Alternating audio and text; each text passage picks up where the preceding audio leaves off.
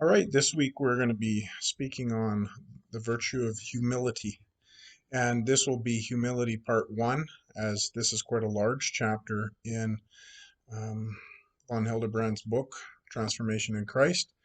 So we're going to break it down into 2 weeks of study. It's definitely worth taking the time to look at it. And he begins by saying, well, love is the highest of all virtues. Um, Humility is the highest human virtue.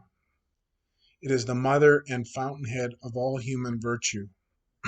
And he contrasts humility with pride and says that in contrast, pride robs all virtue of their value. Pride and concupiscence, i.e., selfish desire, lust, covetousness, are the two main enemies of the soul. But pride is both the most basic and serious. In most cases, they are connected. The conquest of pride and liberation of our sinful self is humility. Satanic pride, pride at its worst, can glory in only one thing: self. It is not blind to truth, goodness, and value, etc., but opposes these things because it threatens his or her self exaltation. It cannot submit to proper response to value because it refuses to submit to anything. Ultimately, it undermines even its own value by seeking to deny its own creatureliness. This was the error of Satan. It turns freedom into license because freedom is based on the proper response to things and values, while pride refuses to submit, asserting self determination in opposition to anything else. To do what one wants, up to even suicide itself, is a mere act of defiance. Humility is submission to value, but it's more than merely that because there are forms of pride that can submit to value.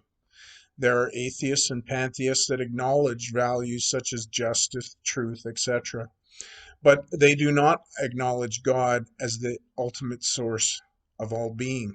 True humility requires not merely a submission to value, but ultimately to God as person and the source of all we are apart from God, from our sin. He goes on to say that humility is truth. It describes our condition not merely because we are imperfect or limited or sinful, but ultimately because we are creatures and are called before the Creator. We acknowledge our being is derived from His being, persons called to account before personhood. Nor is humility merely to acknowledge this, but it further rejoices in it. It glories in the realization of its limitations and God's glory. That the highest good is personal and speaks His name, I am.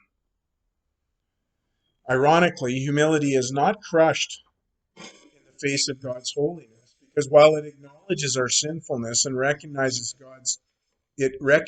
God's greater mercy. And while it says God is all and I am nothing apart from Him, it also recognizes that we've been made in His image.